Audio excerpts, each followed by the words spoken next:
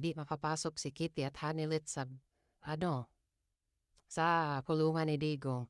Kaya nga po speaking of Hanilit and Kitty Duterte, mamaya na natin pag-usapan mga kababayan. Itong itong sinasabing tawag dito, rally nila na kaninang umaga, napakaaga nila. Oo, kung saan-saan lupalop sa bansa ng gahaling.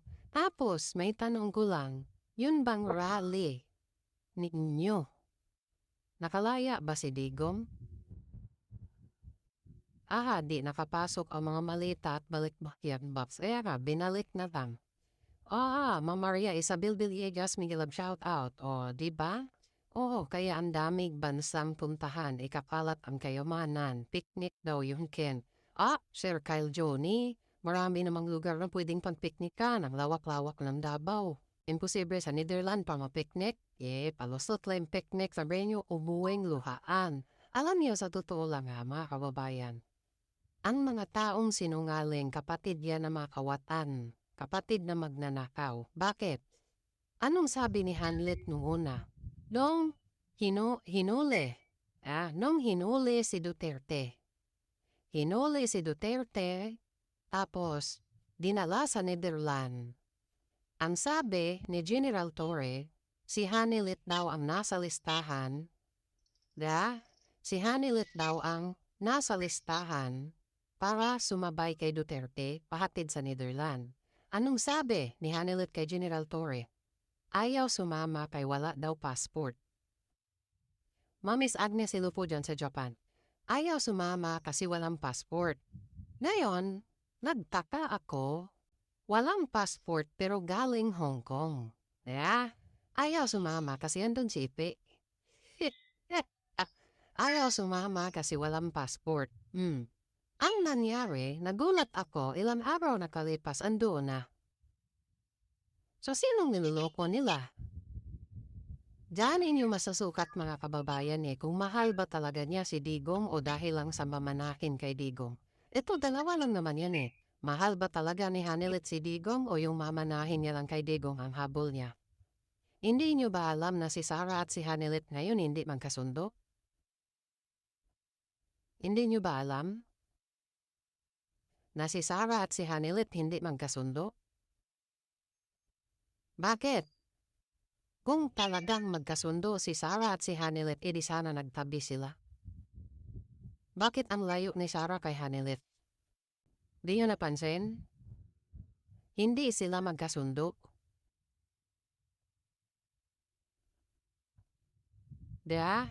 Hindi sila nagkakasundo.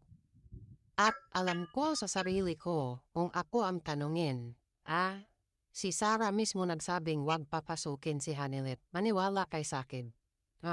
Si Sara mismo ang nagharang doon na wag papasukin si Hanilit. Maniwala kayo mga kababayan. Bakit? Sa tingin nyo, kung kayo ang anak ni Digong, panahon ng kagipitan na dapat samahan niya si Digong kung saan man dalhin, tumanggi siyang samahan. Bagkos, si Midiel Dia ang sumama kay Digong na instead si Hanilit naman pala. Anong sabi ni Hanilit? Wala akong passport. So si Midiel Dia ang sinabay. Kung ngayon kayo ang nasa katayuan ni Sara Duterte, hindi ba kayo manggagalaite? Ikaw yung naturingang pangalawang asawa ng atay ko. Pagdating sa kagipitan, wala ka? Asawa ka na. Diba?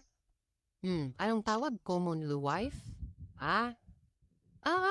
Si Sara mismo ang nagharang doon kaya hindi nakapasok si Hanilit sa loob. Sabihin ko sa inyo mga kababayan, hindi nag-uusap yung dalawang yan. Sa tingin ninyo nag-uusap yan sila? Hindi. Kadami-daming tao doon. Kalawak-lawak ng harap ng dahig sa Netherlands sa kulungan. Ni minsan nagtabi si Sara si Hanilit? Hindi na pinansin ni Sara si Kitty Duterte. Diba? Yun ang katotohanan. Si Sara mismo ang humarang noon para hindi mapapasok si Hanilit. Tignan nyo. Nag-apply sila doon. 2 beses silang in-apply para makapasok sa loob. Hindi nakakapasok. Bakit? Si Sarah mismo nagsabi, wag niyong papasukin yung bruhang yan. Sa tingin ninyo kung kayo ang nasa sitwasyon ni Sarah, papapasukin ko kayo? Kung ako ang nasa sitwasyon, tatay ko nasa kagipitan. Inaristo, dinala ng Netherlands. Walang mahal sa buhay na kasama. Ang sumama pa si Miguel Dia na isa din na isang utot na lang nahihimatay na. Kasubrang taba, high blood pa. Inatake. Asaan si Hanilet? Ayaw sumama kay walang passport. Doon pa lang sunog na siya dun eh. Doon pa lang nagsinungaling na. Ayaw ko sumama, sabi kay General Torre. Bakit? Wala akong passport. Sabi naman ni General Torre, los. Paniwala ko lang passport kakababa lang galing Hong Kong, walang passport. Ano sila, VIP? Pagmamayari nila yung Hong Kong? Nakakalipad siya doon na walang gamit passport, tas nakauwi pa na wala din passport. Kung kayo ang nasa sitwasyon ni Sarah, talagang manggagalaiti kayo. Andyan naman yung tinuring na asawa. Andyan yung gitinawag na common wife. Pero bakit nung kagipitan walang hanilit?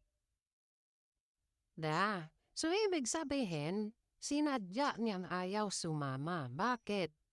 Ayaw iwan si ano eh. Napo. Daw ba naman yapapin ka ng mahigpit? Si Digong hindi na kayang gawin ni Digong yung nakapyapap ni Hepe. Andyan pa si Bungo. Pangalawang tatay daw ni Kitty. Ako na lang yung tatay mo. Actually, ito gusto ko lang klaruhin.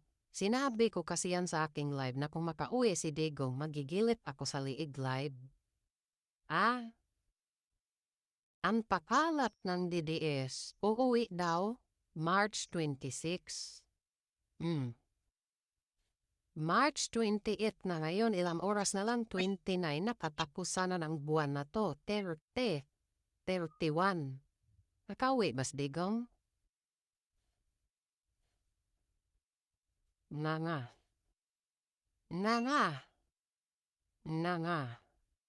Sabi ko nga sa inyo mga kababayan, huwag kayong magpapaniwala.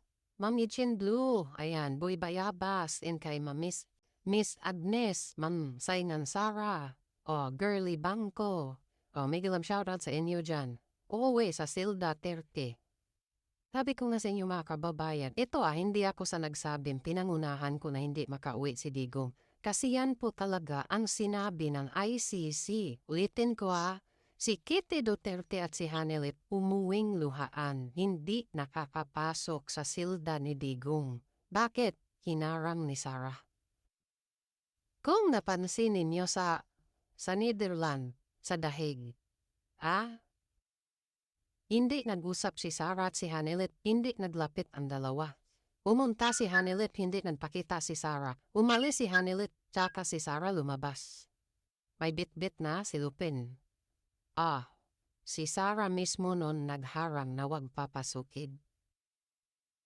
Kung ikaw ba naman nasa sitwasyon ni Sarah, atay muna sa kagipitan, inaristo, dinala sa Dahig, sa Netherlands, dinala sa ICC.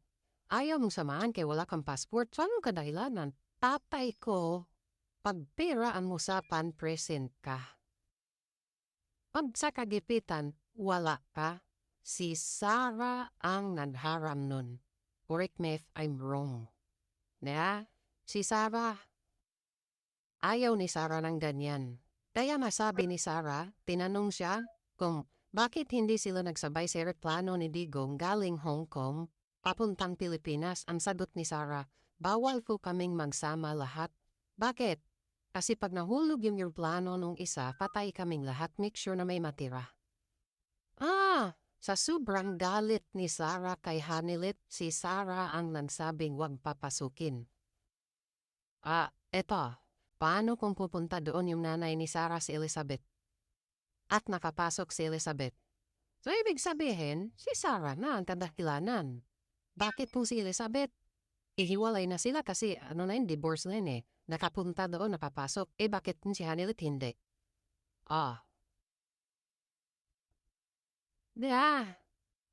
Sabi ko sa inyo mga kababayan, si Sara ang may kandahilanan kaya umuwing luhaan. Si Kitty Duterte at si Hanelet, hinarang ni Sara doon sa registered window na hindi papasukin si Hanelet. Galit si Sara dyan, maniwala kay sa akin. Kung kayo nasa sitwasyon ni Sara, tatay ko, asawa mo. Hinole, inaresto, dadalhin sa lugar na hindi ko alam kung ano yung lugar na yun. Papasamahin ka, ayaw mo, sasabihin mo wala kang passport.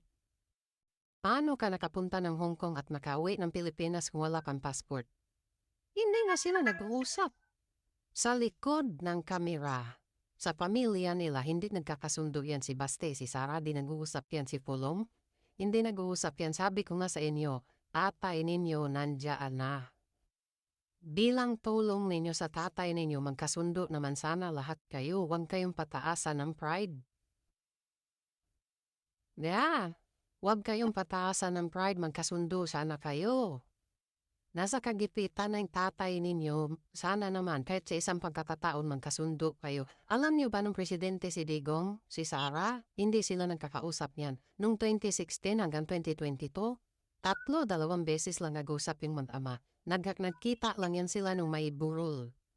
Yung isa sa mga kaibigan nilang binurol, doon sila nagkita. Kaya na nagulat si Sara, sabi ni Sara, ay nandyan ka pala.